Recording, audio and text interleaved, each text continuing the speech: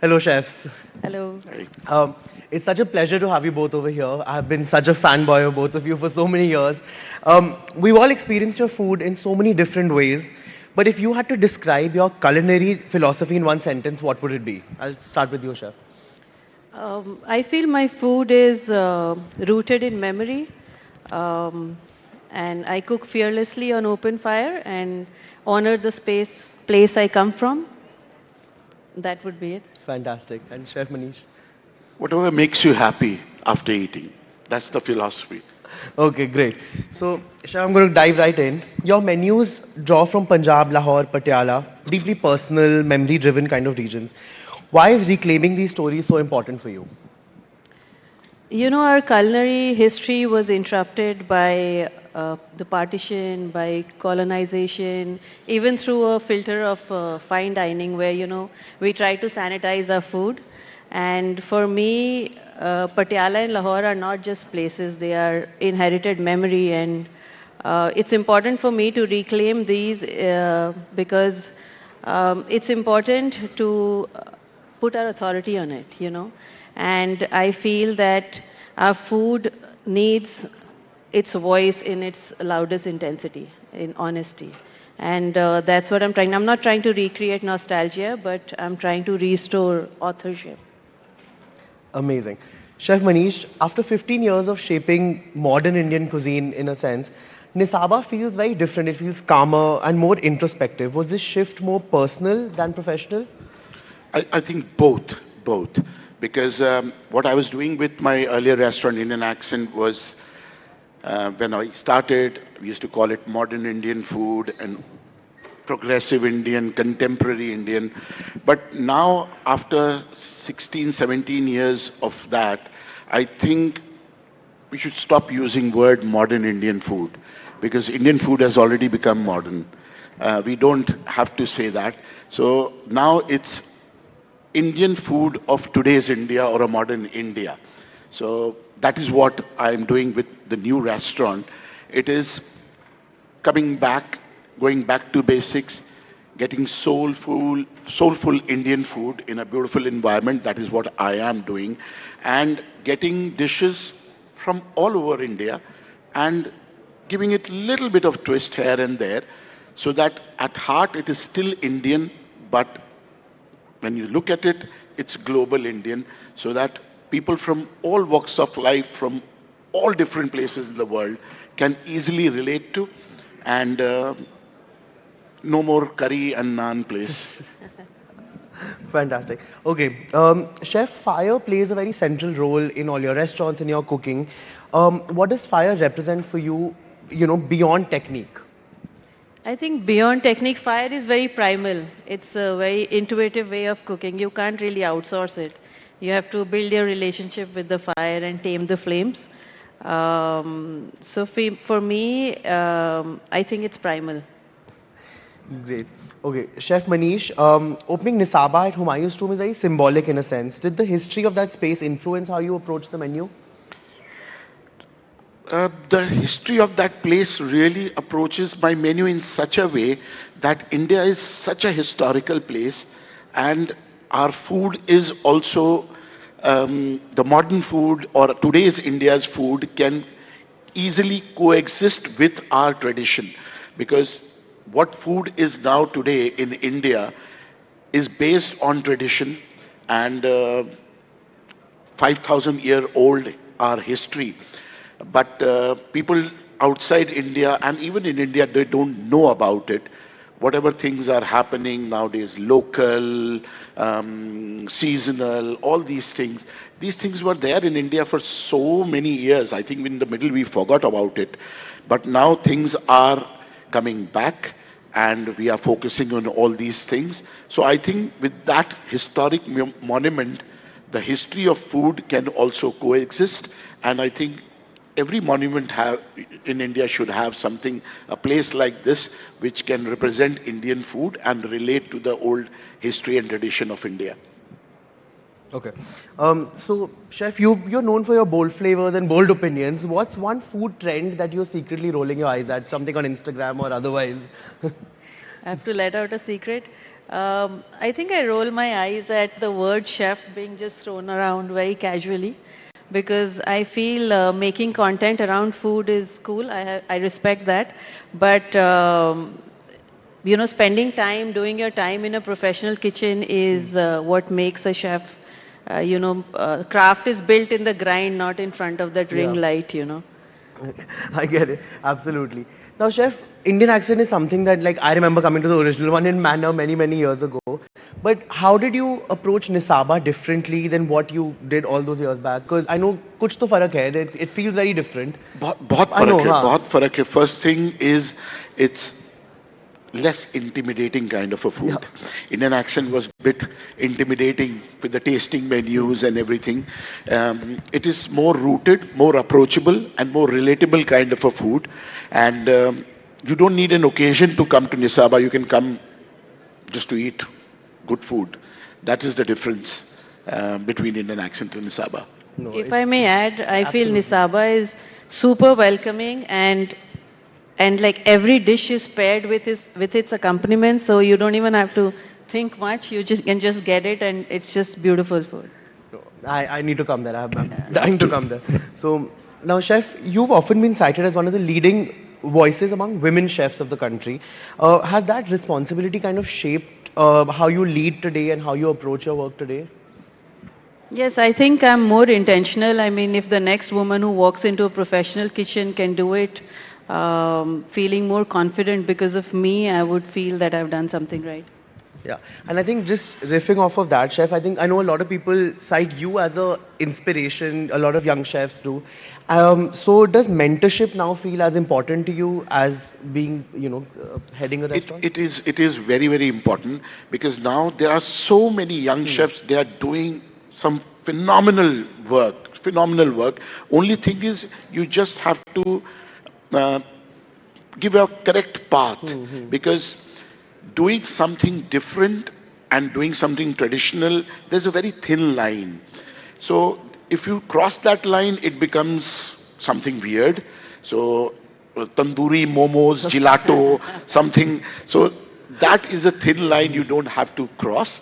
And what I tell all the young chefs that when you start working, create your own boundaries, create rules for yourself, and then follow those rules. When I started doing this kind of a food, there are few rules I followed. But one of the simple rule was not two cuisines not in one dish. So there will be never paneer chettinad or idli in makhni sauce, all these things. So I created that rule for myself and I still follow that rule. So I tell all the young chefs that create rules for yourself and work around those boundaries because the moment experimentation crosses the line, it becomes weird. And if you have a reason to mix two things together and it works, I think But that's अगर good. किसी ने आपको इडली मखनी खिलाई तो will you try it? I don't mind trying it, but honestly, it taste में शायद अच्छी होगी. हाँ. But do you think the cuisine has moved forward? I don't think so. The cuisine will move forward. And we need experimentation so that कि Indian खाना can move forward. कब तक वही चीजों पे हम चलते रहेंगे? Because India is such a large place. You don't have to invent, you just have to explore India. You'll find some hidden gems जो लोगों ने सोचा भी नहीं होगा. Everybody is talking about insects eating, India में है. Fermentation, India में है. Smoking, India में है. और आज से नहीं, कई 100 सालों से है. So we just have to explore India. India is a great place and there are so many hidden gems in people's home. We just have to take them out, brush it a little bit and put it in a restaurant. It will work. I'm sure. Okay. Chef, you have led multiple luxury kitchens. You have also created a dining experience in the wilderness with Tipai. How has your definition of luxury kind of evolved and how do you define it today? Luxury dining. I think luxury dining back in the day were imported ingredients, grand dining rooms, very polished, intimidating settings. But luxury for me now is silence. I think it's the crackling of the firewood where your food is cooked slow and you eat it without distraction. And I think That's what happens at Tipai, and that's what makes it so beautiful, that we are able to build a connection with our guests.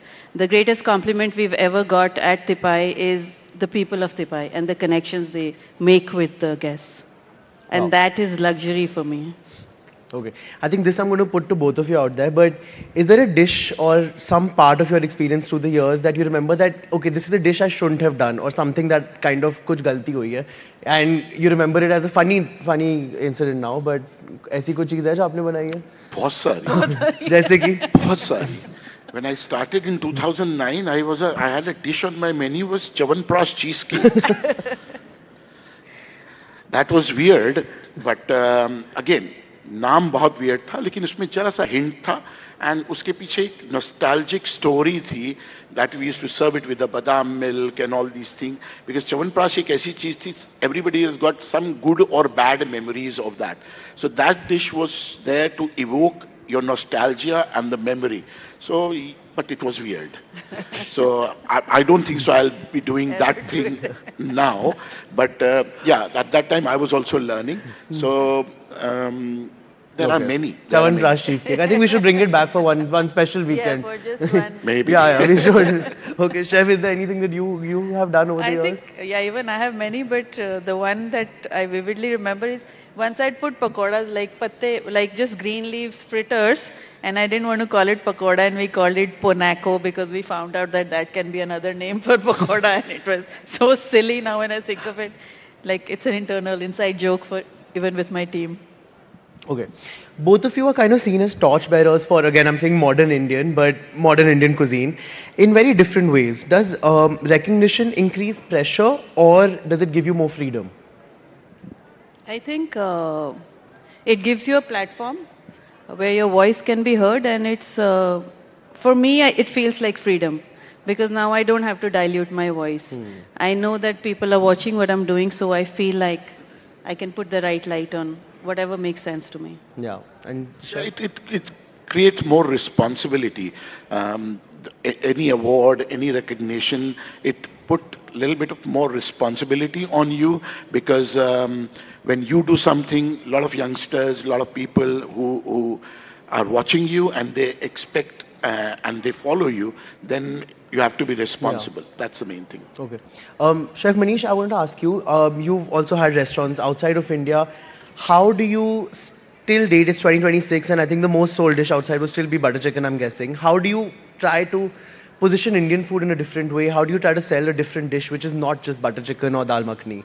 See, I love butter chicken. I love eating butter chicken. But the thing is, there are at least 100 dishes in India from different parts of India which is as good and as tasty as butter chicken. चाहे वो कश्मीर का गोश्ताबा रिश्ता हो या केरला की mean Moily हो, it's all that kind of a comforting which is like butter chicken.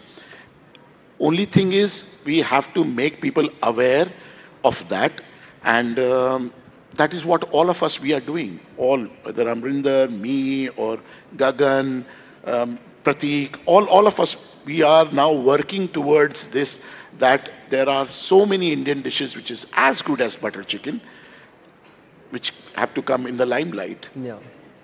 Okay. Both of you started off at a time when there wasn't a lot of social media. Food was being reviewed by just food critics and food reviewers. Today that's changed. People like me are out there, and everyone has a platform today and is a critic in their own way. How do you approach that? Like, do you embrace food creators? Do you embrace Instagrammers who want to come and try the food and give their opinion? Or is it something that you're a little reluctant about? Because I meet restaurateurs who are, both sides of the spectrum. So how do you guys approach that? They are all welcome. See, reviewers were there earlier. They used to write in a print media and all. Now everybody is a reviewer. Anybody who's coming to a restaurant has got a phone with a camera and they review your food. First thing, it's a free marketing. You don't have to spend money on marketing. If a dish goes into so many millions of people, it is free marketing. It's good. But honestly, all the restaurateur, chef or anybody, they should approach the influencer or a blogger in such a way which is their target market. If I am doing a tasting menu which sells for 10,000 rupees per person, I won't call a blogger or entertain a blogger who's doing street food. So you have to see who are the one can do good for you and who are not something they don't have the target market for your business. So that is the only thing.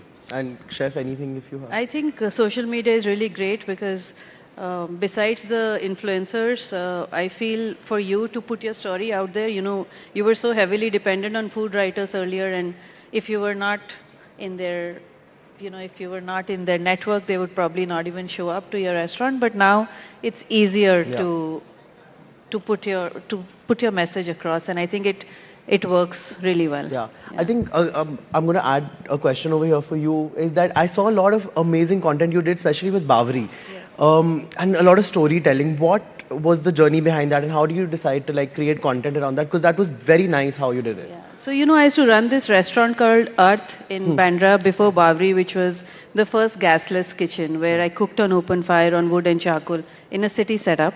And there were a lot of things which I just assumed that people know. But with Bavri, I said I'll just talk about things that I'm not going to assume that people know. So, you know, like we made a reel on how to season a tandoor. Yeah. Because it's just assumption कि सबको पता होगा. But सबको पता नहीं है कि तंदूर में रोटी लगाने से पहले उसको season करना पड़ता है. So we just made a reel on that and that got so much traction. Then I started talking about why I cook on open fire and that. So I think that was the starting point for us, and then we just built on that. Okay.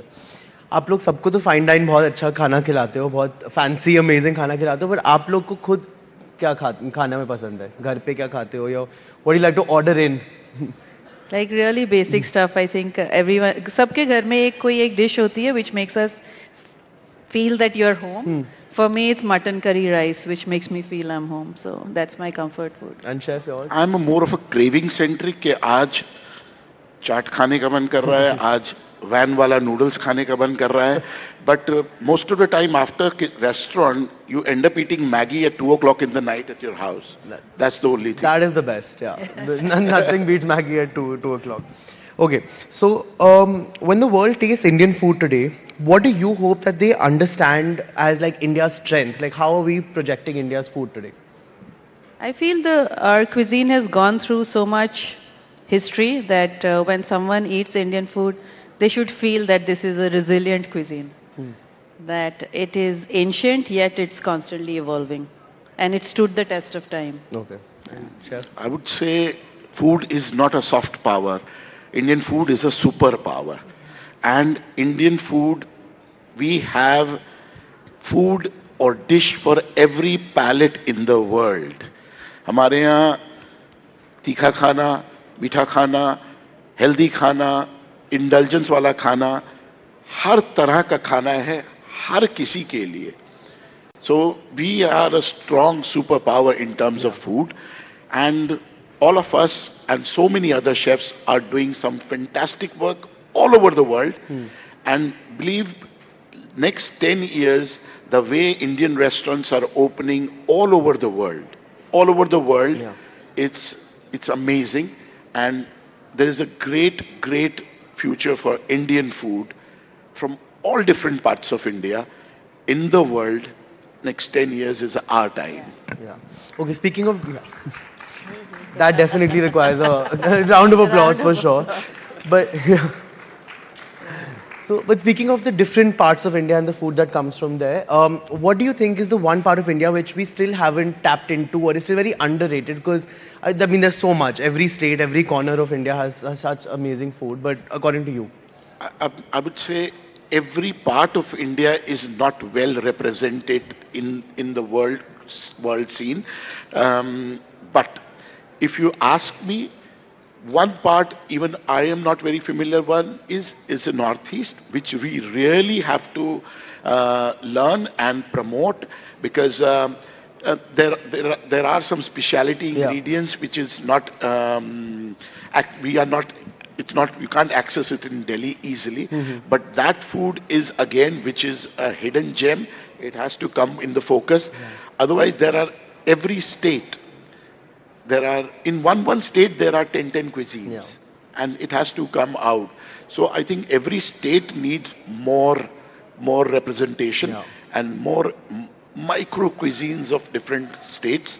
But Northeast, we need to learn and know more about food from Northeast. No, I for would sure. say. I made my first trip to the Northeast a few months ago to Nagaland, and the food I had over there honestly was mind blowing. It was incredible. Chef, do you feel like there's a region that's underrepresented? I think the same. It's Northeast. I grew up in the Northeast and I do use a lot of Northeastern ingredients in my cooking. In fact, one of my signature dishes is pork which is cooked inside a bamboo and it's served with sticky rice which is wrapped in Alpinia leaf, which is a leaf indigenous to the Northeast. So, like Chef Manish rightly said, I think Northeast, because all the 7 states need representation.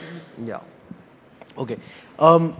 What can you guys recommend a restaurant apart from your own in Delhi which you like to go out to? Many, many. चाट के लिए वैष्णो चाट भंडार कमला नगर में, या duck के लिए China kitchen, Punjabi खाने के लिए किकली में. So there are many places in Delhi where you can explore good Delhi, Gurgaon. You can explore great food. Yeah. And Chef, do you have any recommendations? I think there are really great restaurants in Delhi. Recommendation, like I like the Sikh kebabs at Jama Masjid. I like that large jalebi in Chandni Chowk. Those two are my favorite. When I think of Delhi, I think of that, or the Sohan halwa, that Karachi halwa which you don't find anywhere else. That felt like Delhi. अभी होली आ रही है, चेनाराम के यहाँ घियर बनता है. वो घेवर नहीं है, घियर बनता है.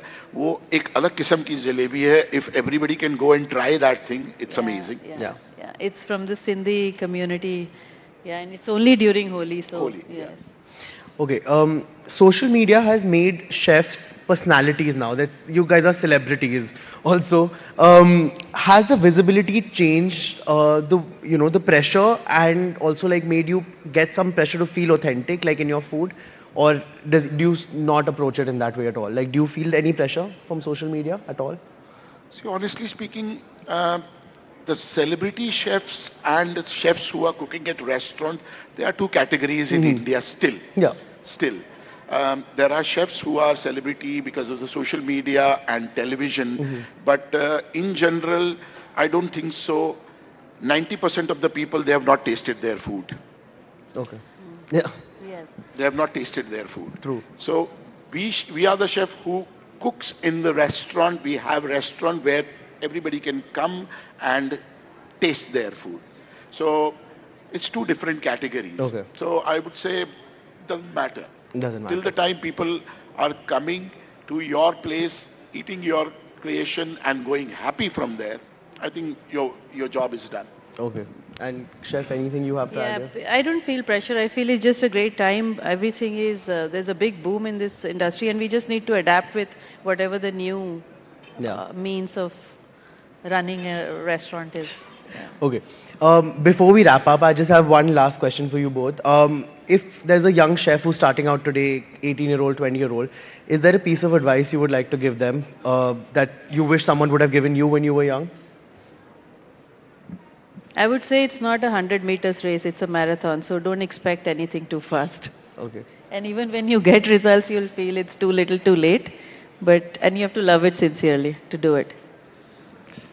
Just keep your head down, focus. 5 years, you do that, and after 5 years, this industry will pay you back. I would say this industry will pay you back. But 5 years, focus and just learn, because खाना बनाना is a skill का काम है, और वो skill जो होती है वो काम करने से आती है, वो किताब पढ़ के या कॉलेज जाके वो नहीं हो सकती है. You have to practice. तो first 5 years बहुत कमी है हिंदुस्तान में शेफों की. First 5 years just bend your head, focus and learn. After that, sky is the limit. Perfect. That's great advice. And if all the young chefs listening out there, they should take note of that. But thank you so much. You both have been amazing and you've given such incredible, insight into your world over here to us. Thank you. So thank you.